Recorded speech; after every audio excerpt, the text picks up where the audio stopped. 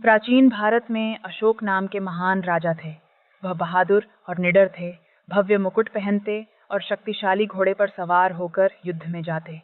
युद्ध का मैदान शोर और अराजकता से भरा था, जहां तलवारों की टकराहट और चिल्लाहट गूंज रही थी। लेकिन फिर कुछ हुआ। राजा अशोक ने चारों ओर देखा, घायल सैनिकों के चेहरे और लोगों की चीखें देखीं। वह उनके पास था। जो युद्ध कभी शानदार लगता था, अब अलग लग रहा था। उसके चेहरे पर गहरी उदासी छा गई। दुख देखकर उसका दिल टूट गया। गहरी सांस लेकर अशोक घोड़े से उतरकर युद्ध के मैदान से दूर चला गया।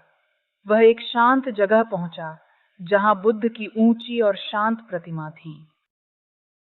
प्रतिमा का शांत चेहरा जैसे बुद्धिमत्ता के शब्द कह रहा था।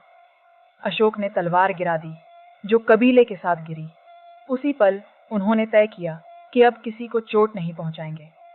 अब वह शांति और खुशी लाना चाहते थे। राजा राज्य लौटे, लेकिन बदले हुए थे।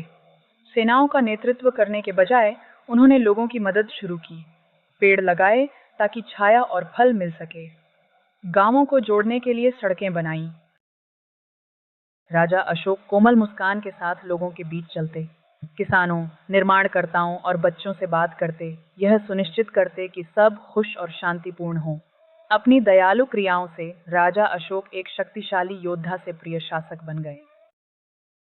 उन्होंने दिखाया कि सबसे शक्तिशाली बल का उपयोग युद्ध के लिए नहीं किया जाना चाहिए। राजा बनकर वे इतिहास के सबसे महान और बुद्धिमान राजाओं में से एक बन गए। और इस तरह भारत की सुंदरता के बीच और चमकीले रंगीन आसमान के नीचे राजा अशोक ने अपने लोगों के साथ मिलकर काम किया। एक ऐसा राज्य बनाया जो खुशी और समृद्धि से भरा हुआ था। और लोगों ने उन्हें युद्ध जीतने के लिए नहीं, बल्कि पूरे देश में शांति और दयालुता फैलाने के लिए याद किया।